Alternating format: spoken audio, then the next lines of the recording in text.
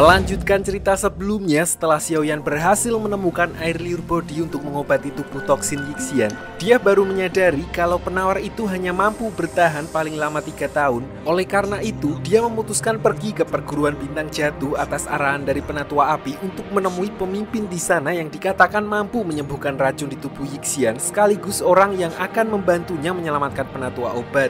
Namun begitu sampai di sana, Xiaoyan justru berurusan dengan perguruan Feng Lei, rival dari perguruan bintang jatuh dalam kompetisi tahunan, di mana dia terlibat adu mekanik dengan murid perguruan Feng Lei dan terpaksa melawannya menggunakan jurus petir yang belum lama dia pelajari demi membela murid perguruan bintang jatuh.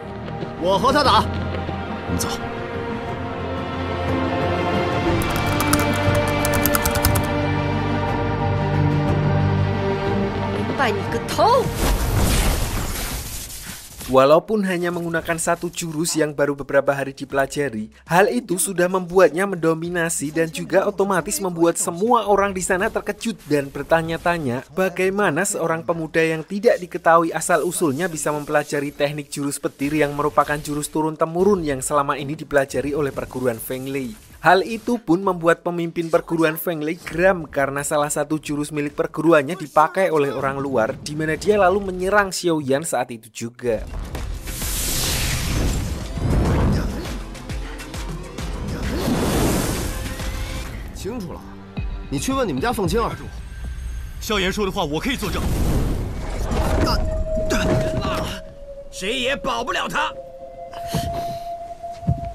Walaupun di sini Yao Fei sempat turun tangan untuk menengahi keributan tersebut dan meminta pemimpin perguruan Feng Lei mengampuni Xiaoyan, namun bukan Xiaoyan namanya kalau tidak keras kepala yang justru menolak untuk meminta maaf, di mana walaupun dia dapat dengan mudah mengalahkan pemimpin Feng Lei tersebut menggunakan esensi apinya, namun dia tetap tidak menunjukkan apapun agar identitasnya tidak terbongkar.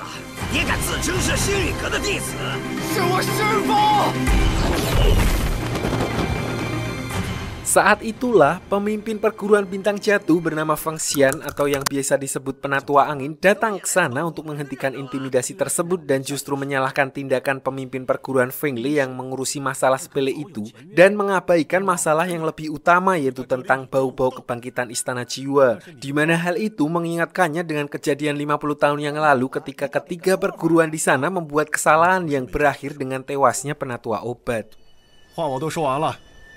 Setelah itu, Xiaoyan kemudian mengikuti penatua angin ke tempat tinggalnya dan memohon untuk membantunya menyelamatkan penatua obat yang saat ini ditahan oleh istana jiwa. Di mana hal itu pun otomatis membuat penatua angin geram dan justru menuduh Xiaoyan sebagai pembual, mengingat selama ini penatua obat telah dinyatakan meninggal. Untuk membuktikannya, akhirnya dia membawa penatua angin masuk ke cincin spasial dan menunjukkan kalau penatua obat masih hidup, di mana selama ini tinggal di sebuah ruang yang berbentuk cincin dan di sanalah beliau pun bertemu dengan sahabatnya dulu yang telah terpisah selama 50 tahun. Dan inilah alasan penatua obat meminta Xiaoyan untuk pergi ke Zhongzhou, yaitu untuk mencari penatua angin yang mana beliau juga telah menggunakan sebagian api tulang dingin untuk bisa video call dengan sahabatnya tersebut.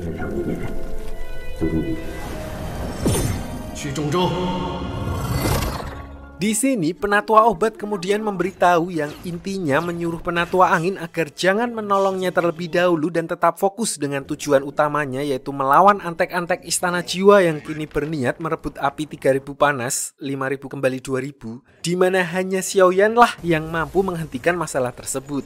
Untuk itu, beliau menyuruh penatua angin agar membantu Xiaoyan menaklukkan api 3000 panas sebelum dikuasai oleh istana jiwa dan melindunginya apapun resikonya.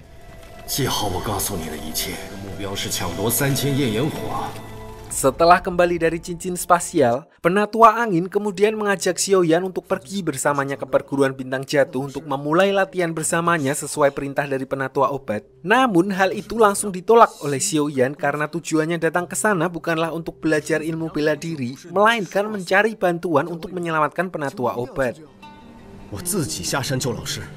Malam harinya, Xiaoyan lalu mendapat info dari Yafei terkait keberadaan Yixian yang kini disekap oleh seorang juragan udang. Tanpa buang waktu, Xiaoyan pun bergegas ke TKP bersama bawahan Yafei untuk menyelamatkannya. Ternyata orang yang menculik Yixian adalah pemimpin lembah es sekaligus rekan bisnis Yafei, di mana dia bersedia melepaskan Yixian dengan syarat Yafei mau memberikan setengah hak dari bisnisnya, di mana situasi tersebut memaksa Xiaoyan menggunakan cara kekerasan untuk menyandra pemimpin lembah es agar memberitahu lokasi keberadaan Yixian.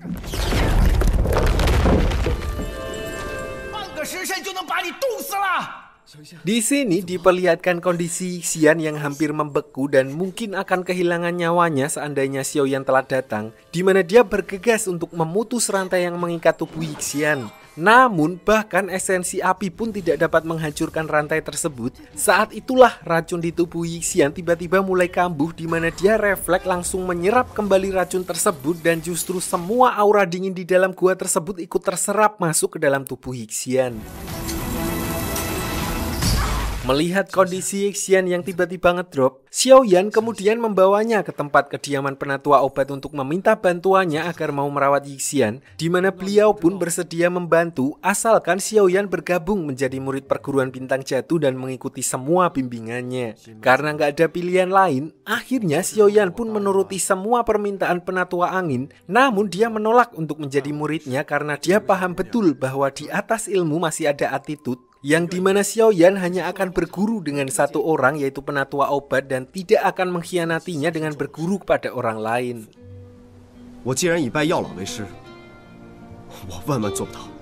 Mendengar hal itu, penatua angin pun menerima keputusan Xiaoyan dan memutuskan untuk mengangkatnya sebagai ketua muda di perguruan bintang jatuh, di mana Qing Luan diminta untuk menjelaskan terkait rules atau peraturan menjadi seorang ketua muda yang harus mengurusi semua urusan perguruan bintang jatuh, mulai dari mengurus makanan, BPJS, bahkan mutasi kendaraan. Singkat cerita, keesokan harinya, penatua angin lalu membawa Xiaoyan bersama Yixian ke sebuah altar, di mana ternyata aura dingin yang sebelumnya terserap justru membantu mengontrol racun di tubuhnya. Di sini penatua angin juga menjelaskan resiko terbesarnya jika ritual kali ini gagal, maka Yixian akan kehilangan kelima panca inderanya dan menjadi cacat seumur hidup. Sebaliknya, jika dia berhasil melewati proses ritual tersebut, maka dia akan menjadi seseorang yang mampu mengendalikan tubuh racunnya dan menjadikan hal tersebut sebagai kelebihannya. Mengetahui hal itu, akhirnya Yixian pun bersedia mengikuti proses ritual tersebut dengan semua konsekuensi yang akan dia dapatkan.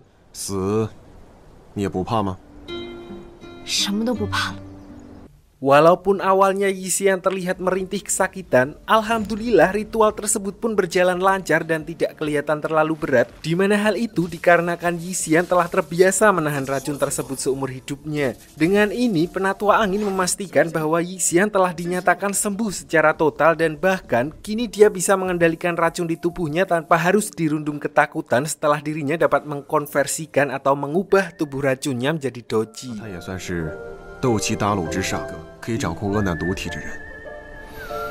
Setelah masalah tubuh racun Yixian selesai, kali ini giliran Xiaoyan yang harus fokus menerima pelatihan dari penatua angin demi menaklukkan api 3000 panas sesuai wejangan penatua obat sebelumnya. Dengan bakatnya yang mumpuni sejak masih di dalam rahim, Xiaoyan pun mampu memahami setiap arahan dan contoh gerakan dari penatua angin tanpa merasa kesulitan sedikit pun.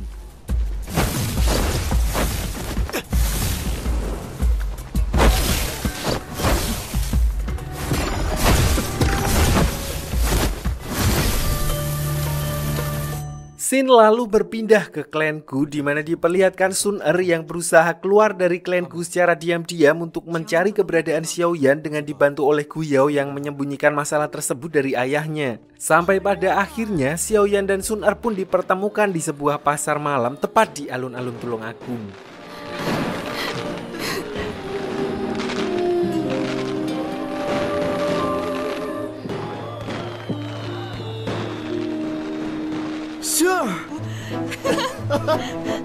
Saat itulah tiba-tiba terjadi fenomena aneh yang memperlihatkan gerhana bulan di mana mereka merasakan fluktuasi energi yang sangat besar. Usut punya usut, fenomena tersebut merupakan sebuah tanda atau waktu yang pas untuk menaklukkan api 3000 panas. Saat itulah Sun Er kemudian memberitahu tentang masalah tempo hari di mana Pak Tua Mugu telah berhasil menyerap doji dari jasad Hun Miseng yang berada di bawah pohon Bodhi kuno, dan bisa dipastikan cepat atau lambat Pak Tua Mugu akan segera membuat gerakan yang lebih besar.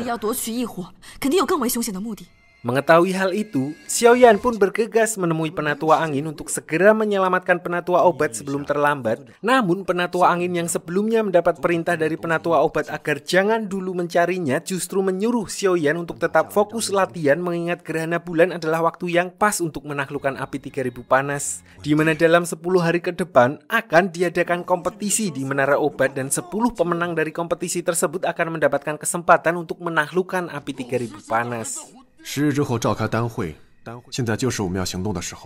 Mendengar hal itu, Xiaoyan akhirnya bisa mengerti tentang situasi saat ini dan bersedia menuruti perintah Penatua Angin. Tapi jikalau nantinya telah berhasil menguasai api 3000 panas dan masih dihalang-halangi oleh Penatua Angin, dia tidak akan segan-segan memberontak dan pergi menyelamatkan Penatua Obat seorang diri.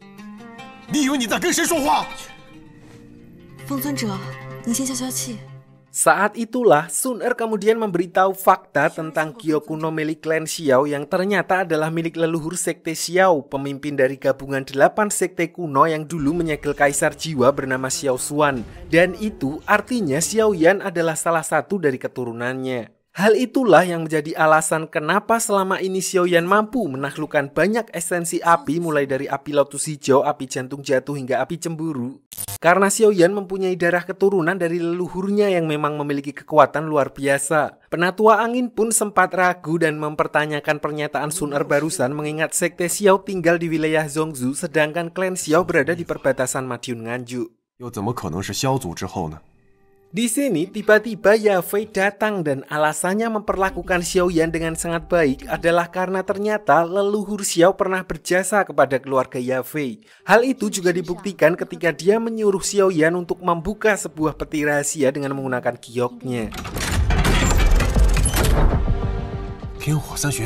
Ternyata di dalam peti itu berisi sebuah peta tempat di mana gulungan jurus bernama transformasi api disembunyikan. Sebuah teknik rahasia peninggalan sekte Xiao yang dibagi menjadi 3 bagian, di mana ribuan tahun yang lalu Xiao Xuan menggunakannya untuk melawan istana jiwa, dan selama ini Yafei beserta keluarganya menjaga gulungan tersebut hingga menemukan penerus Xiao Xuan, yaitu Xiaoyan.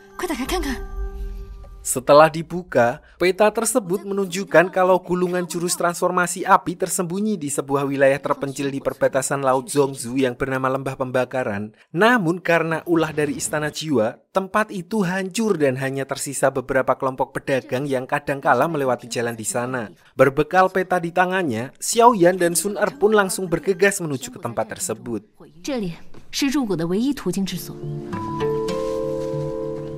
Di tengah perjalanan ketika Xiaoyan dan Sun Er sedang beristirahat di semak-semak, saat itulah mereka tiba-tiba mendapat serangan dari beberapa warga sekitar karena dikira berkembang biak di tempat umum. Di sini walaupun Xiaoyan mungkin mampu untuk membantai semua orang itu, namun karena belum mengetahui siapa orang-orang tersebut, akhirnya dia pun mengalah, di mana Xiaoyan dan Sun Er justru terkena senjata beracun.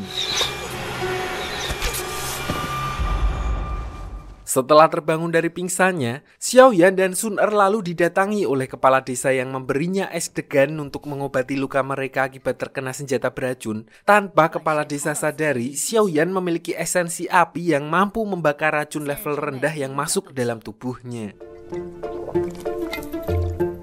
Ternyata Xiaoyan dan Sun Er kini bukan berada di lembah pembakaran, melainkan sebuah desa terpencil yang hidup terisolasi dan terpinggirkan saat pemimpin istana jiwa terdahulu menghancurkan wilayah tersebut ribuan tahun yang lalu. Di mana sekarang orang-orang di sana menyambung hidup atau mencari nafkah dengan cara menjadi seorang penempa besi. Desa tersebut juga mempunyai aturan di mana untuk mencegah adanya penyusup, Xiaoyan dan Sun Er dilarang untuk keluar dari desa tersebut karena ditakutkan mereka akan mengungkap keberadaan desa itu yang berujung dengan datangnya malapetaka. Yang mana kepala desa lalu memberi tugas kepada Xiaoyan untuk menjadi penempa besi, sedangkan Sun Er dituntut untuk belajar menjahit, mencuci baju, nyayur, dan lain sebagainya. 按照玄岩村的规矩，是你们唯一的选择。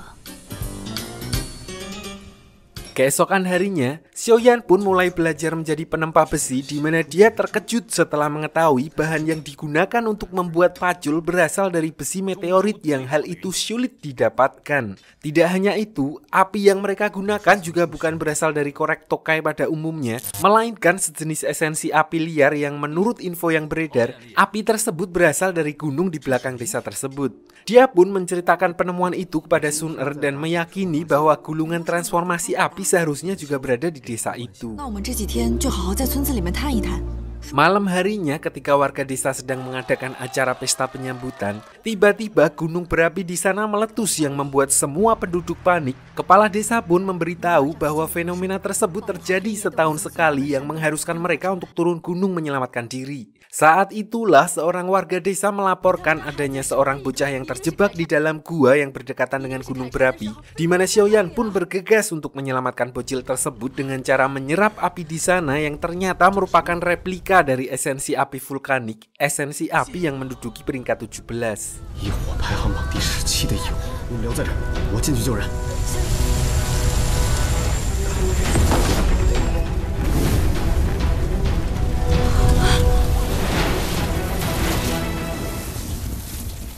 Setelah menjinakkan replika dari esensi api tersebut, dia tidak sengaja melihat batu besar yang terdapat ukiran pola sekte Xiao yang sama persis dengan batu giok miliknya. Dan ketika Xiaoyan menempelkan gioknya ke batu tersebut, tanpa diduga batu itu tiba-tiba bergeser dan memperlihatkan sebuah kotak hitam yang ternyata berisi kitab transformasi api. Singkat cerita, keesokan harinya, barulah Xiaoyan kemudian mengungkapkan identitasnya sebenarnya bahwa dia adalah keturunan dari Sekte Xiao, di mana tujuan dari kedatangannya ke sana adalah untuk mencari warisan leluhur Sekte Xiao, yaitu gulungan teknik transformasi api. Mendengar hal itu, kepala desa tersebut akhirnya menjelaskan masa lalu desa mereka yang sama persis dengan penjelasan Yafei, yang dimana setelah desa tersebut hancur akibat ulah dari istana jiwa, Xiao Xuan datang ke sana dan meninggalkan replika dari esensi api vulkanik untuk mereka bertahan hidup. Dan itulah alasan desa tersebut sangat tertutup dan tidak segan-segan akan menghabisi orang luar yang datang ke sana. Di sini, kepala desa kemudian mengembalikan kitab transformasi api yang memang dari awal adalah milik klan Xiao, dan sebagai gantinya, Xiaoyan mengembalikan replika api vulkanik yang sudah dijinakan agar bisa dimanfaatkan untuk proses penempaan warga desa ke depannya. Keesokan harinya, Xiaoyan bersama Sun Er lalu berpamitan untuk kembali ke perguruan bintang jatuh dan berjanji tidak akan memberitahu lokasi desa tersebut kepada siapapun.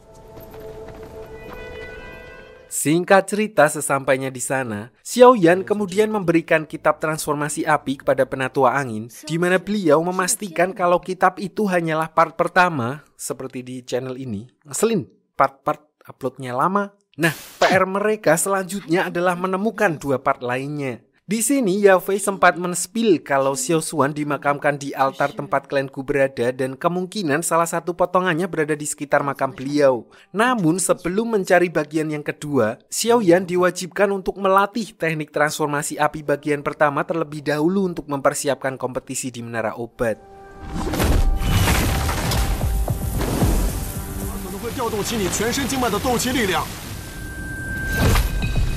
Di sini hanya dengan sekali percobaan, Xiaoyan pun langsung berhasil menguasai transformasi api bagian pertama berkat bantuan Penatua Angin, di mana hal itu dibuktikan ketika esensi api lotus hijau miliknya berubah menjadi lebih besar. Setelah itu, Penatua Angin kemudian menunjuk Qing Luan dan Yixian untuk membantu Xiaoyan mengikuti kompetisi Menara Obat yang akan diadakan beberapa hari ke depan. 别的门规不论，